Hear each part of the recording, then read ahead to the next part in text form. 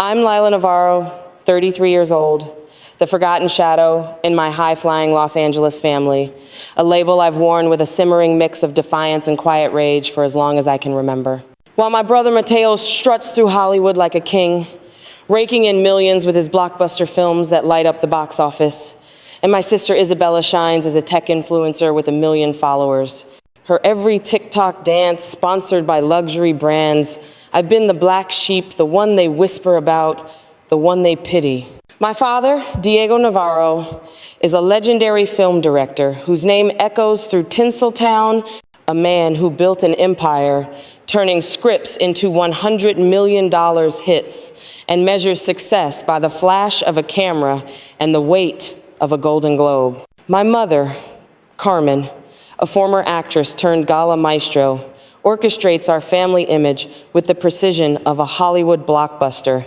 Her every smile a performance designed to keep the Navarro name glowing brighter than the 15,000 square F-oot mansion we grew up in, complete with a pool that stretches 50 feet across the backyard like a movie set. Growing up in that marble-walled fortress, I learned early that love in this family came with a script follow it or get erased from the credits. Tonight, at Mateo's engagement party, a glitzy affair that's already making headlines, I braced myself for the usual barrage of jabs, the sidelong glances, and the thinly veiled insults, never imagining it would turn into the night I'd finally steal the spotlight they denied me for years. If you're tuning in from LA, New York, or anywhere across the states, drop your city in the comments below and smash that subscribe button. This revenge story's about to hit harder than a summer blockbuster premiere. The Navarro family gatherings are the stuff of legend.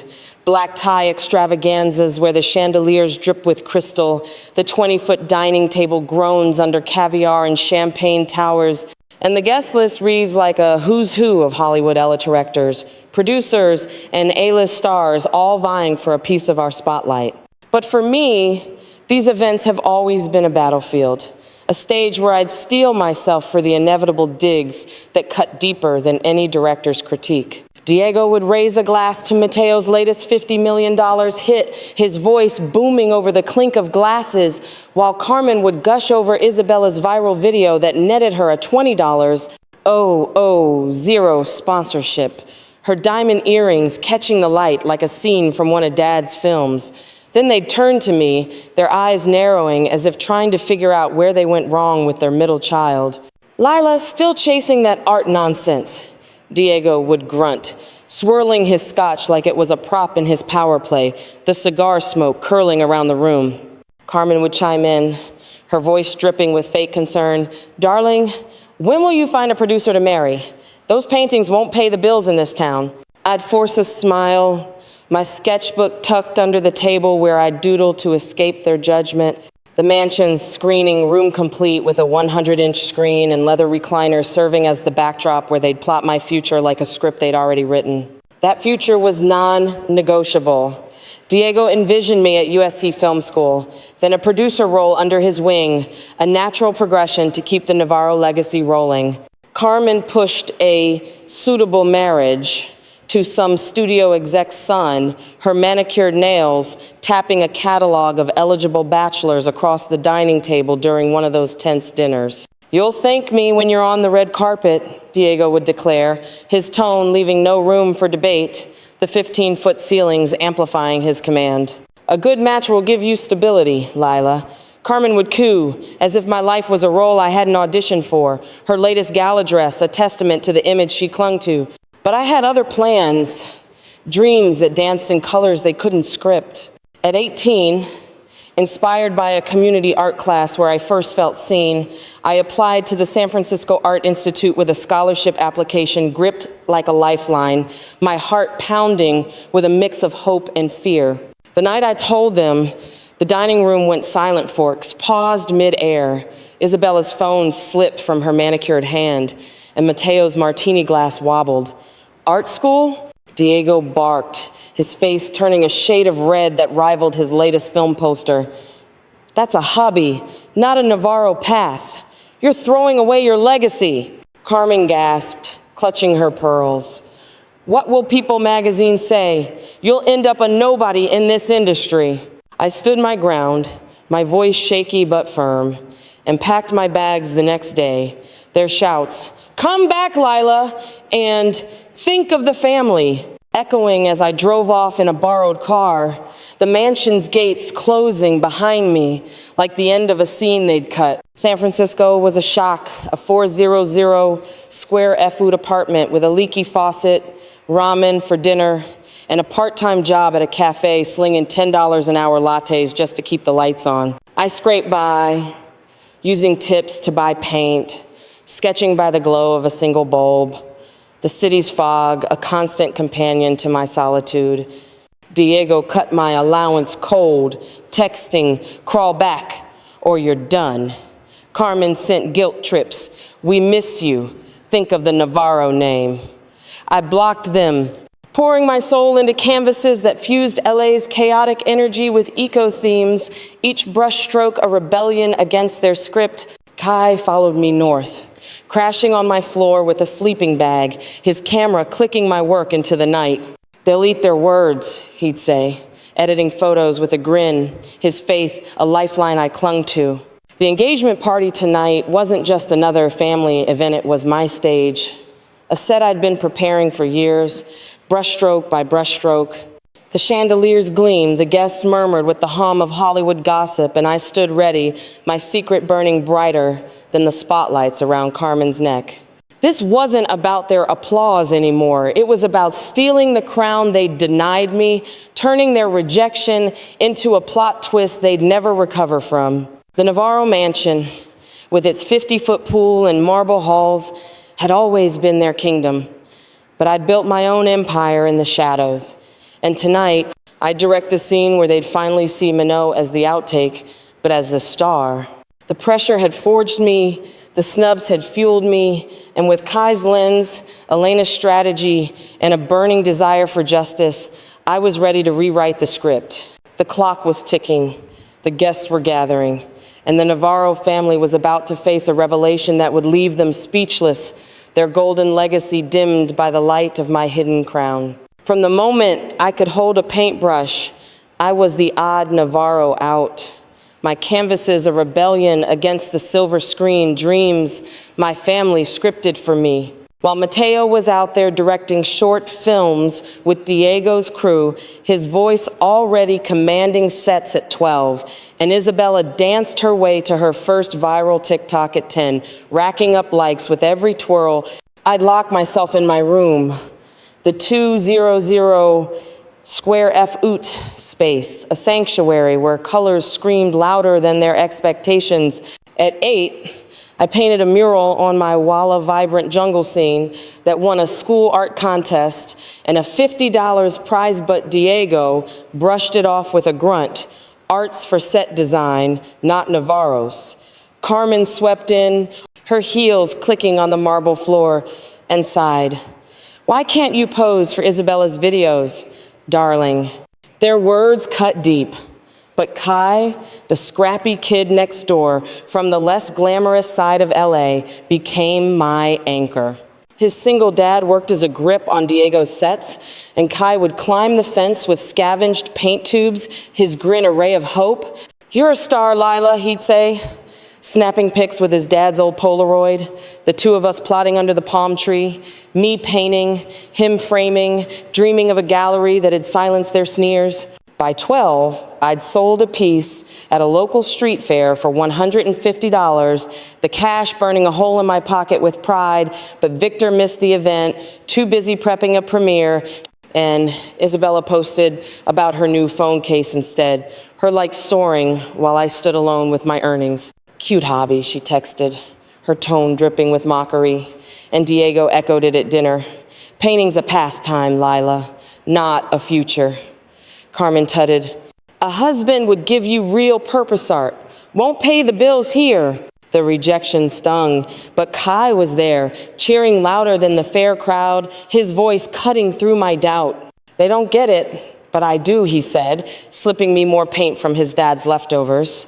We'd work late, the palm tree, our stage, my brushes dancing as he clicked away, building a vision they'd never script. At family pool parties, the 50-foot pool, a status symbol where Mateo networked with directors and Isabella flirted with influencers, I'd be the afterthought, sipping soda while sketching on napkins, only for Carmen to snatch them away with "those hands are for diamonds, not doodles." High school turned the heat up. I attended a posh arts academy where my paintings won regional awards, a series on LA's homeless, earning a $300 prize, and a feature in a local paper. But Diego and Carmen showed up for Mateo's film festival and Isabella's dance recital, skipping my exhibit where I took Best in Show. "Nice try," Diego grunted when I showed him the ribbon, already scrolling his phone for the next shoot, while Carmen cooed over Isabella's 50,000 follower milestone, ignoring my perfect art grades. Kai, my constant, would sneak into the school studio with me, his camera capturing my work under dim lights. "They're blind to your fire," he'd say, adjusting the lens, his faith a lifeline. At 16, I entered a national art competition, pouring months into a collection inspired by the city's underbelly, winning first place with a $2,000 prize and a spot in a prestigious gallery. But Diego and Carmen were at a film awards with Mateo, and Isabella bragged about her new endorsement deal, the gallery invite landing in my mailbox like a secret I had to hide. The dismissal shaped me into something unbreakable. At family barbecues by the pool, Diego would quiz Mateo on directing tricks, Carmen would gush over Isabella's latest viral hit, and I'd be the sideline sketcher, my napkin art a silent protest. "When are you growing up, Lila?" Diego would demand, his tone laced with disdain, the 15,000 square foot mansion amplifying his judgment. Carmen would add, a producer husband would give you direction, sliding a list of eligible names across the table, her gala gown a reminder of the image I couldn't fit. I'd nod, my mind racing with canvases, my heart hardening against their narrative. Kai, always the outsider with me, would sneak extra paint cans from his dad's set, his words a quiet vow. They'll eat their words one day. By 18, their snubs had forged a steel core in me I'd show them, not for their claps, but for the girl who believed in her art when no one else did. The mansion's echoes of their laughter haunted me, each taunt a brushstroke in the masterpiece of my revenge, woven with every late-night painting and every dream they'd tried to erase. The tension peaked at a cousin's quinceañera, a $40,000 extravaganza with a 15-piece mariachi band and a dance floor that sparkled under lights. Mateo bragged about his latest $25 million deal. Isabella flaunted her $15,000 handbag from a sponsor, and Diego toasted their dynasty. Then he turned to me, eyes narrowing. "Lila, last chance join the industry, or you're out." Carmen nodded. "For your own good, dear." I forced a smile, my sketchbook away to my bag, Kai's encouragement ringing in my ears. That night, I vowed to build something they couldn't ignore, a silent crown that would outshine their spotlight. The mansion's opulence mocked me, but I'd turned their rejection into a plot twist they'd never recover from. With Kai's lens, Tara's guidance, and a burning desire for justice, I was ready to paint my revenge. The engagement party looming as the canvas where I'd finally reveal my masterpiece. The poolside barbecues, the skipped awards, the producer list, they'd all fade when I stepped into the light they'd tried to dim. When college loomed on the horizon, the Navarro family machine cranked into overdrive, scripting my future with the precision of a Hollywood blockbuster. Diego had it all mapped out. Film school at USC, a producer gig under his wing, and a marriage to some director's son to lock in the Navarro legacy. "You'll thank me when you're raking in Oscars," he'd boom, his voice echoing off the 15-foot dining room walls, the chandelier casting dramatic shadows on his smug grin. Carmen nodded along, flipping through a glossy catalog of eligible bachelors, her manicured nails tapping the pages like a film editor syncing cuts. "A good match will give you stability, Lila," she cooed. As if my life was a role I hadn't auditioned for, her latest gala gown a testament to the image she demanded I uphold. But I had other visions, ones painted in colors they couldn't direct. At 18, inspired by a community art class where Kai helped me land an internship, I applied to the San Francisco Art Institute with a scholarship application clutched like a lifeline, my heart pounding with a mix of hope and defiance. The night I broke the news, the room froze forks, paused midair. Isabella's phone slipped, and Mateo's martini glass wobbled. Art school? Diego roared, his face flushing a shade that rivaled his latest poster. That's a hobby, not a Navarro path. You're tossing away your birthright, Carmen gasped, clutching her pearls. What will the tabloids say? You'll end up a pauper in this town. I stood my ground, voice shaky but firm, and packed my bags the next day.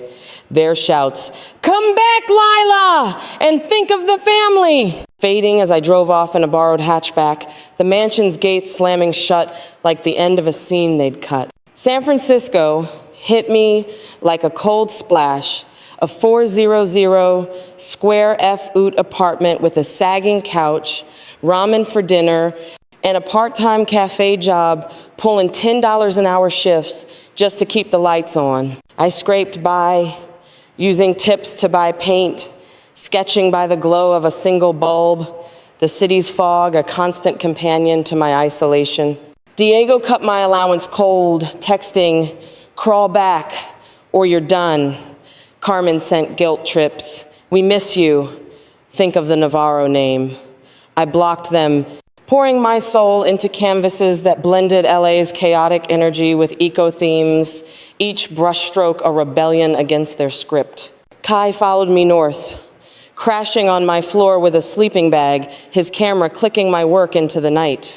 "They'll eat their words," he'd say, editing photos with a grin, his faith a lifeline I clung to as the Navarro silence grew deafening. The struggle defined me. My scholarship covered tuition, but rent and supplies drained me dry. I worked doubles at the cafe, my hands raw from scrubbing espresso machines, painting on cardboard during breaks, the steam and paint fumes my new normal. One night, a regular, Tara, a gallery owner with a warm smile, noticed my work. "You've got fire," she said, slipping me a $100 tip. "Keep going." Her encouragement became a rare beacon, a contrast to the family I'd left behind. At the Art Institute, I excelled, winning a campus show with a series on urban decay, the recycled materials earning raves, but my family didn't care. Diego missed the call, too busy with the premiere, and Isabella posted about her new car. "Nice try, kid," Diego texted, his tone pitying. Carmen added, "A husband would give you Perpersart, won't?" I deleted the messages, my resolve hardening, Kai's photos of my work gaining traction online, a small following cheering, but the Navarro indifference was a constant ache. The turning point came at a family Easter. The 20-foot dining table groaning with ham and pastel eggs, the mansion's opulence a stark contrast to my struggles. Diego toasted Mateo's $20 million film deal. Carmen gushed over Isabella's million-view video, then turned to me with expectant eyes. "Lila, when are you ditching that childish art?" Diego demanded, his voice bouncing off the marble walls. "You're past 20, grow up and join the industry." Carmen slid a producer's bio across. "Find someone, dear, before it's too late." I clenched my fists, my sketchbook a weight in my lap, Tara's encouragement ringing in my ears. Isabella giggled. "Still no real job, huh? Adorable." Mateo nodded. "Dad's offering a spot ticket, or you're out." The room spun with their disdain, but I saw Spark Me paintings were gaining buzz at local galleries, and I'd prove them wrong. That night, I called Kai. "We're building something big, let's make them regret this." The cafe shifts, the thrift store runs, the family snubs, they'd all fuel the fire I was about to unleash. A silent crown, forged in their shadows. My defiance took root. I pitched my Eco-Revolt series to Tara's gallery, pouring $10,000 from tips into prototypes, my hands shaking as I mixed the first eco paint. Kai's photos went viral on Instagram, catching the eye of a buyer who offered a $30,000 show. but my family remained blind. At a cousin's wedding, a $35,000 affair with a live band and a dance floor that sparkled, Isabella flaunted her latest deal. Mateo bragged about his bonus, and Diego toasted their empire. Then he turned to me, eyes narrowing. "Lila, last chance, join us, or you're done." Carmen nodded. "For your own good, dear." I forced a smile, my heart racing with a plan. The mansion's grandeur mocked me, but I'd turned their rejection into a plot twist they'd never recover from. With Kai's lens, Tara's guidance, and a burning desire for justice, I was ready to paint my revenge. The engagement party looming as the canvas where I'd finally reveal my hidden crown. The poolside barbecues, the skipped awards, the producer lists, they'd all fade when I stepped into the light they'd tried to dim. The idea for Eco Revolt struck me like a thunderbolt one foggy San Francisco night, the city's damp air seeping through my cracked window as I hunched over my sketch pad in that cramped 400 square F-oot apartment. I'd been doodling a canvas inspired by LA's smog-choked skies, spurred by a cafe regular's rant about pollution ruining our coastlines when it high-tart could fight climate change with recycled materials. I poured every cent I had, $15,000 scraped from cafe tips and late-night freelance gigs, into the first series, my hands trembling as I mixed paint from crushed plastic bottles and reclaimed wood scraps. Kai was all in, his camera clicking every brushstroke, and within months, his Instagram posts of the vibrant, eco-conscious collection went viral, catching Tara's eye at her upscale gallery. She offered a $50,000 solo show, my heart soaring, but the high crashed hard when Marcus, a rival artist with a sleazy grin, stole my sketches at an art fair in Santa Monica, his fingers brushing my portfolio as he admired my work. 2 weeks later, he debuted a knockoff exhibit. His name splashed across art blogs, and my stomach dropped, my vision was hijacked, my dream teetering on the edge. Panic gripped me like a vice.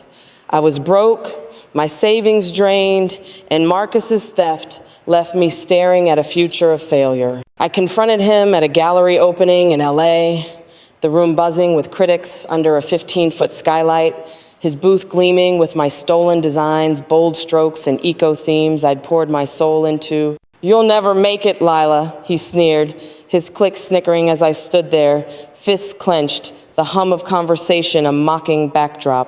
Humiliation burned my cheeks, but I refused to crumble. Back in my studio, I locked the door, skipped sleep for 4 straight days, reworking every piece with Kai's help, his lens capturing the raw fury in my eyes as I repainted with salvaged materials. Tara, now my mentor, urged me to sue, but I had no cash for lawyers. Instead, I pitched to a new gallery owner, Claire, at an art mixer in the Mission District, my voice quaking as I laid out my eco-vision to a room of 30 attendees, some whispering, "She's done for." Claire's silence stretched, her steely gaze unreadable. Then she nodded. "I'll give you $75,000, but prove it sells." The pressure was a weight on my chest, but I had no choice but to risk it all. The next challenge was production. I rented a small loft studio, its 800 square feet crammed with secondhand easels and a makeshift drying rack, and hired 2 artists, Sophia and Javier, immigrants with a talent that outshone my novice strokes. We worked 18-hour days, the air thick with paint fumes, surviving on tacos from a food truck and endless cups of coffee. Sophia, with her bold brush techniques, taught me to layer colors, while Javier's tales of his village's vibrant murals inspired deeper themes, like a piece on urban renewal that became my signature. But Marcus struck again, his knockoff sales surged, undercutting my prices by half, and a buyer from a Green Expo canceled, leaving me $20,000 in debt. I collapsed on the studio floor, head in hands. Kai's camera paused, his voice soft. "We're not out yet." That night, A tip came from a supplier. Marcus had bribed them to deliver tainted paint, the canvases cracking under my brush. Rage surged. I fired the supplier, tracked a new one in Oakland, and repainted overnight, my fingers cramping, the studio a battlefield of my resolve. The breakthrough arrived at a pop-up gallery in the Tenderloin, a gritty space with 150 attendees under dim string lights, the air thick with creativity. I showcased the revamped eco-revolt Sophia and Javier, modeling the wearable art jackets and dresses woven from recycled ocean plastics, while Kai's photos played on a makeshift screen. Claire showed up, unannounced, her sharp eyes scanning the crowd, a predator assessing prey. A buyer from an eco-art collective approached, offering a $100,000 deal if I could scale up production. Claire nodded. "You've got Grithers a check." Her $75,000 investment now validated. The room erupted in applause, but the piece shattered when Marcus stormed in, his face twisted with rage, pointing at me. "You stole my vision, Lila." He shouted, the crowd gasping. Phones out, recording the clash. I stayed calm, pulling out my dated Sketches timestamps clear from months before his theft hand handed them to Claire. "Check the proof," I said, my voice a steel blade. Marcus's smirk vanished as Claire's art lawyer, present by chance, reviewed the evidence. The tension electric, the crowd holding its breath. Claire turned to him. "You're finished, Marcus." He fled, his reputation in tatters, and the buyer upped the offer to $150,000, launching Eco Revolt into the art world's spotlight. But the drama didn't end. Back at the studio, I found a slashed canvas and a note slipped under the door anonymous, but Marcus's handwriting screamed through, "I'll destroy you." My heart raced. He'd already cost me time and money. Elena, my new marketer, stormed in, her heels clicking on the concrete floor. "He's spreading lies online claiming your art's a scam," she warned, showing me a vicious blog post. I paced the 800 square foot space feeling like a cage until Tara called. "I've got a contact at the Art Council. File a complaint. We can expose him." I hesitated. The legal fee's a gamble, but Elena's fire lit a spark.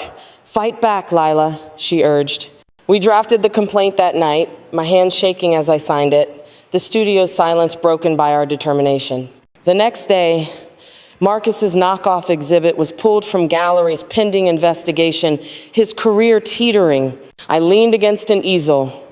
Exhausted but triumphant eco-revolt was mine, and I defend it with every ounce of my being. The studio buzzed with new life, Sophia and Javier cheering, Kai snapping victory shots, and Elena plotting our next move. This was the start of my silent crown, and Marcus's betrayal had only sharpened my edge. Over the next 2 years, Eco-Revolt morphed from a gritty passion project into a cultural juggernaut, its valuation soaring to $3 million as eco-conscious galleries and brands clamored to get on board. The Loft Studio in San Francisco buzzed with a frenetic energy, its 1,000 square feet now brimming with professional easels, a state-of-the-art drying rack, and a team of 8, including Sophia, Javier, and Elena, who'd become my unofficial war cabinet. Elena's marketing magic turned our Instagram into a wildfire.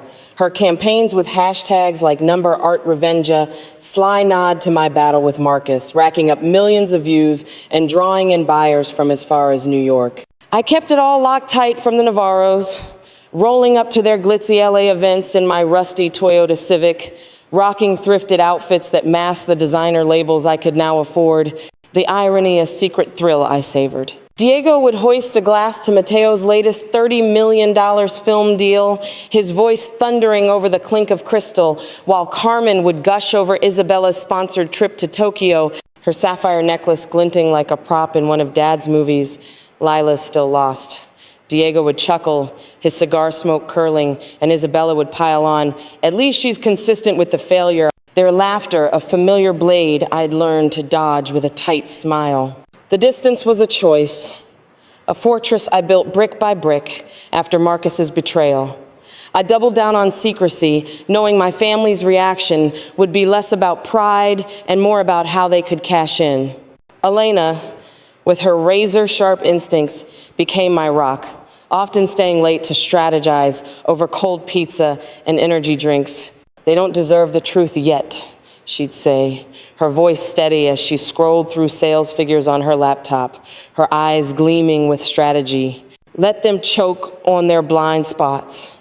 I nodded, relishing the twist of fate that kept them in the dark while my empire grew. My loft in San Francisco, a sleek 1,800 square foot space with bay views and exposed brick walls, was my sanctuary bought with eco-revolt. Profits but, I spun tales of a dingy rental to my family, letting them cling to their narrative of my struggle. At a niece's birthday bash, a $25,000 affair with a clown and a bounce house that echoed with kid giggles, Isabella sneered, "Still no real gig, Lila."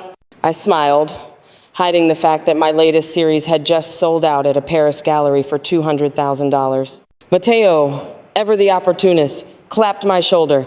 "Dad's got a producer roll ticket before it's too late." Their words stoked my fire, each jab a brushstroke in the silent crown I was crafting. The success was a heady rush, but it came with a lonely edge. Eco Revolt's first major deal landed with a $200,000 contract from an eco art collective, and Elena's viral video of Sophia and Javier modeling wearable art jackets woven from ocean plastic shit 5 million views, catapulting us into the spotlight. I brought Tara on part-time as a gallery consultant, her calm wisdom a counterbalance to my growing paranoia about leaks or another Marcus-style ambush. We expanded to a second studio in Oakland, adding 10 more artists to the crew, and my work earned a feature in Art Forum, though I hid behind a pseudonym to keep the Navarro name out of the fray. At a family New Year's party, the 20-foot ballroom alive with fireworks and champagne flutes, Diego praised Mateo's latest premiere, Carmen fawned over Isabella's influencer summit invite. "Lila, any progress on that art hobby?" Diego asked, his tone dripping with scorn.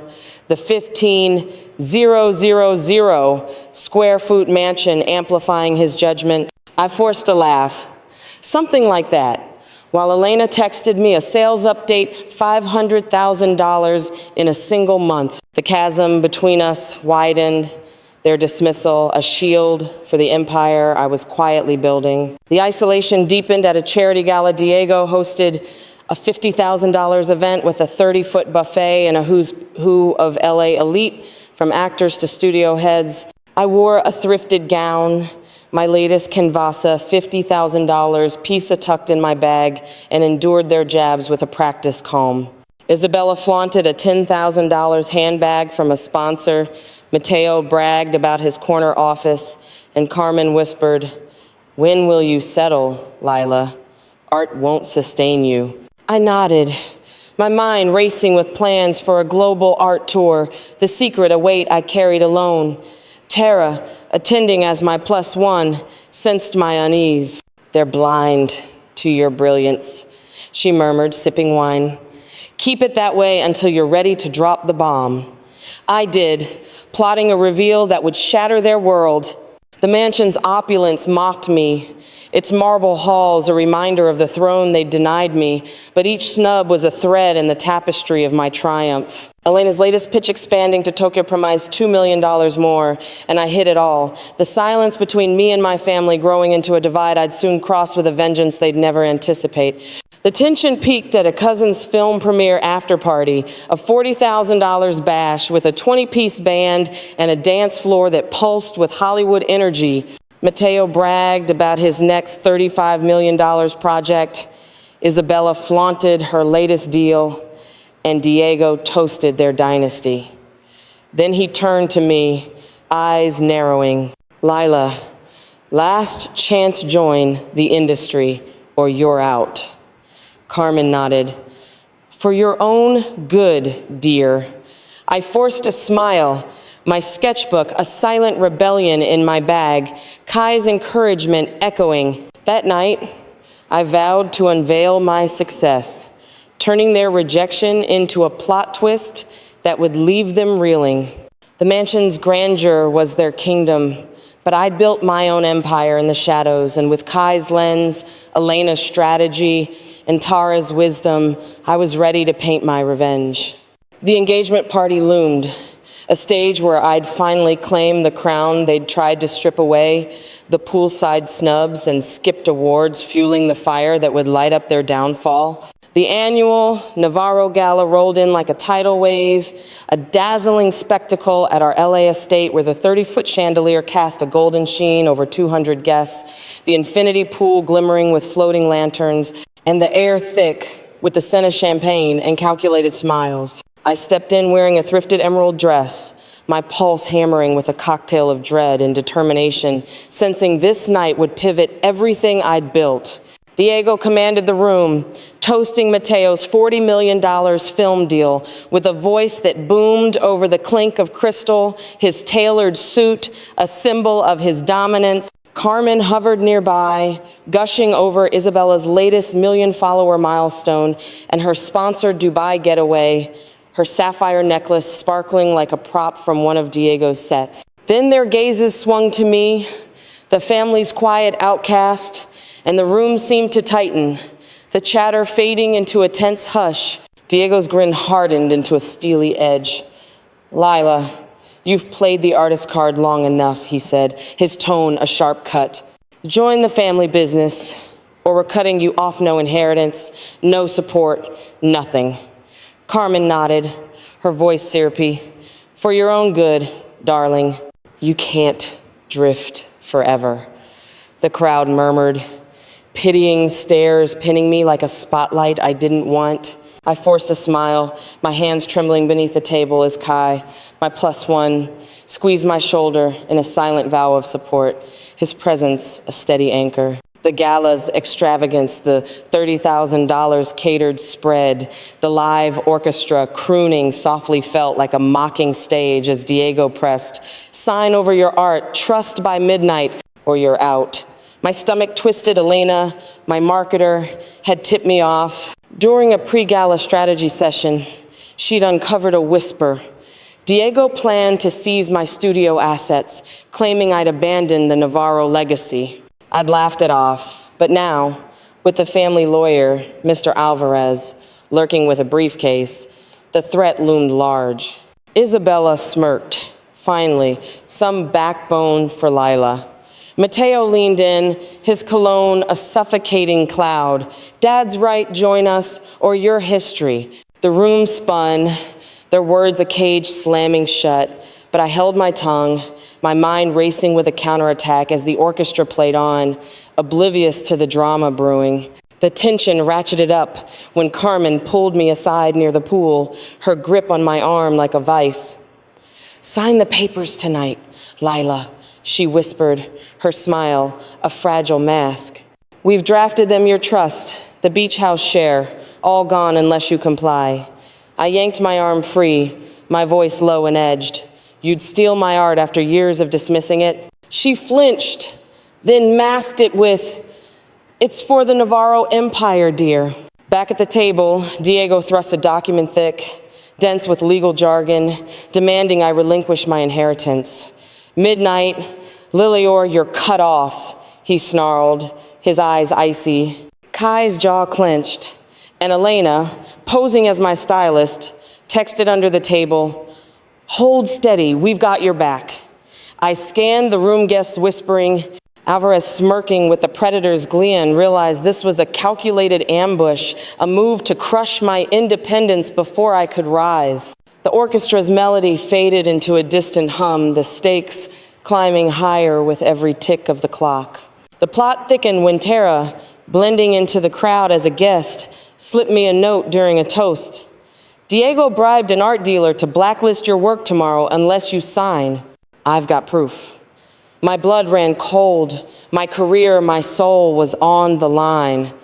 I excused myself, stepping into the garden, the 75-degree night air doing little to cool the fire in my veins. Elena followed, her heels clicking on the stone path.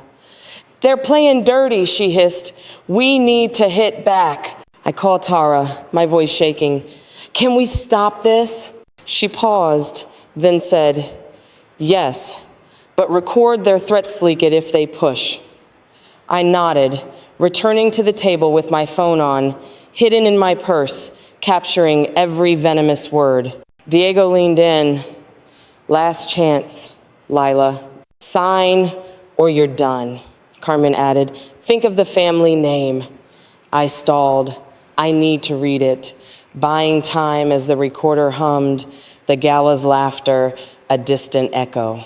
The confrontation peaked when Isabella, emboldened by her third glass of champagne, taunted, "What's that art crap gonna do now, Lila?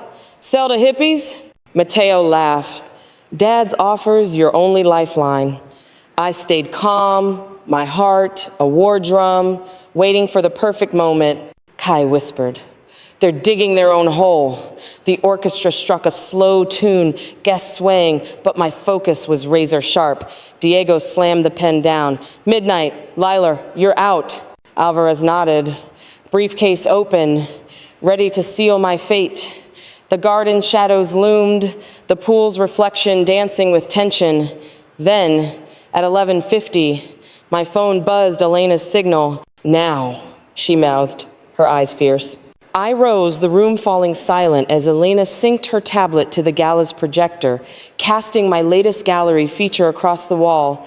Eco Revolt dominating art news with $3 million in sales. "While you mocked me, I built this," I declared, my voice slicing through the music, steady as steel. Diego's glass slipped, shattering on the marble. Carmen's fork clattered to her plate. Isabella's jaw dropped. "That's a lie," Mateo barked, his confidence fracturing. I smirked. "Check art forum, Lila Navarro, sole owner, $3 million valuation." Victor's face drained of color. Lucia clutched her pearls, her composure cracking. Isabella lunged forward. "You can't do this to us." But Kai held her back, his phone live streaming the chaos to Instagram, the crowd gasping as notifications pinged. The drama escalated when Tara stepped up, her voice clear. "The dealer's confession is with the Art Council. Your blacklist failed, Diego." The room erupted, phones capturing every second, the Navarro Empire trembling. Diego tried to pivot, his voice shaky. "Lila, let's invest families should profit." I tore the document in half, the rip echoing, "No deals. You disowned me an hour ago." "Stay out," Carmen gasped. "But you're a Navarro. We can help." I laughed, cold and cutting. "Help? You tried to bury me.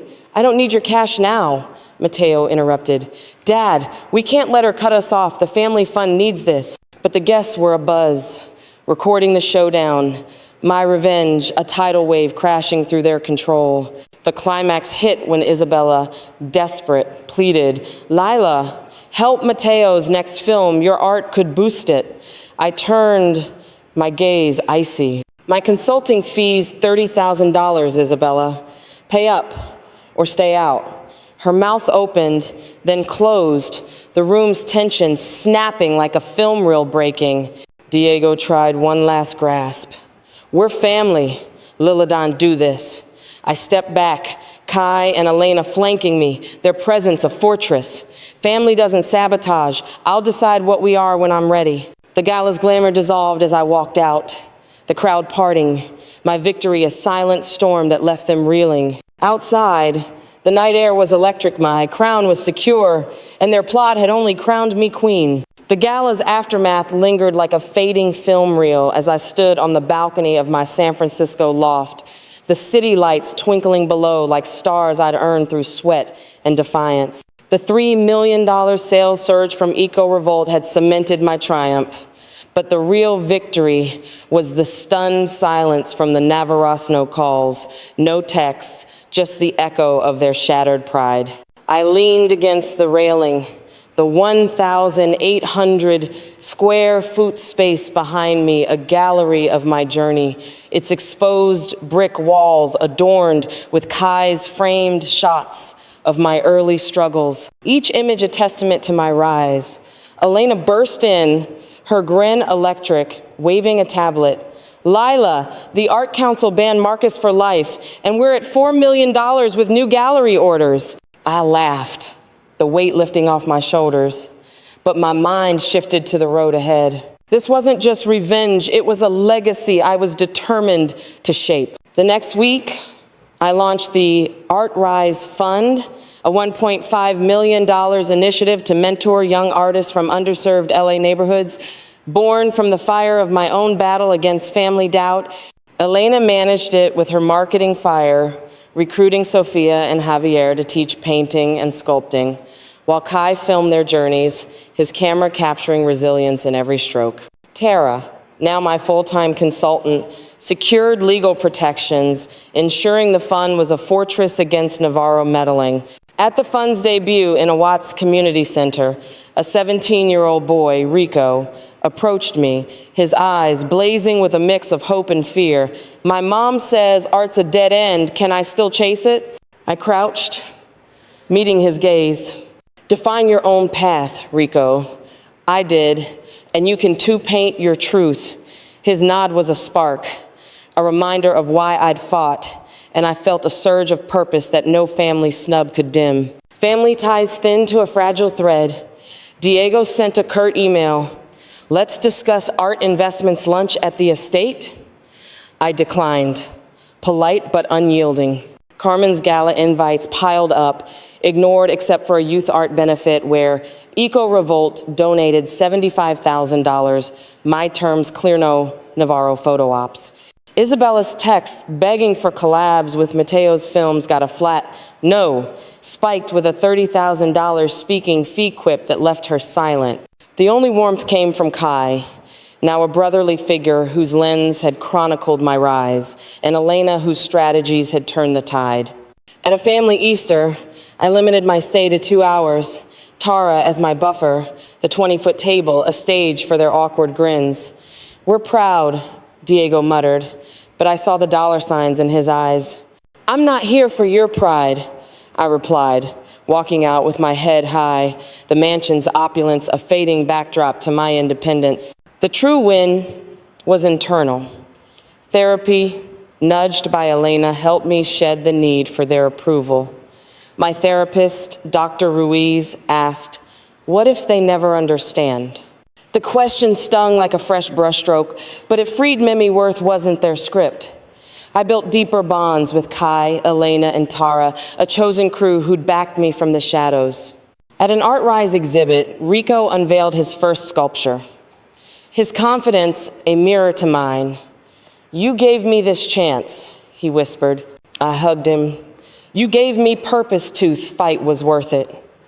The crowd's cheers were sweeter than any Navarro praise, a sound that echoed my victory. Months later, Eco Revolt hit $5 million in revenue, its art displayed in 30 galleries nationwide, from LA to New York. I spoke at schools, urging kids to chase their visions, my story a battle cry against doubt. A 15-year-old girl, Maya, asked, "What if my family hates my art?" I smiled. Build a life so true, their hate fades. Find your tribe mind saved me. Her resolve was a win, her eyes lighting up with possibility. Back at the loft, my phone buzzed Diego again. "Let's partner on your next show." I blocked it, turning to my easel to sketch a global tour, the Navarro crown, a relic I'd outgrown. Their legacy could keep its glitz. Mine was in the paint, the faces, the futures I'd lifted. At an Art Rise gala, I raised a glass. The room filled with my team and mentees, the 2000 square foot venue alive with creativity. To real success, I toasted, not measured by fame or family names, but by the souls we touch. To those who saw me before the money, Kai, Elena, Tara, and to crafting our own legacy. Elena cheered, Kai snapped a shot, and Rico beamed. The Navarros, present by invite, clapped awkwardly, their pride a hollow echo. Driving home, I reflected their rejection had forged my strength, and my revenge was living a life they couldn't script.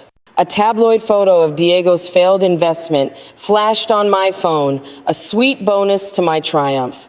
Drop a rise in the comments if you've defied family doubt, and subscribe to PA Revenge Stories for more tales of triumph. Your crown is yours to claim, wear it with pride, and let their silence be your fuel. The journey wasn't over, but it was mine.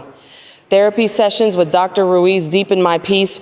Her question, what if their approval never comes? Unlocking a freedom I hadn't known. I built a network of artists, friends, mentors like Tara who understood the grind, and young talents like Rico and Maya who reminded me of my younger self, hungry for a chance I'd never had. At a school in Compton, a boy asked, "How do I start if my dad says no?" I grinned, "Start small, paint on scraps. Find your Kai, your arts, your power, not their permission."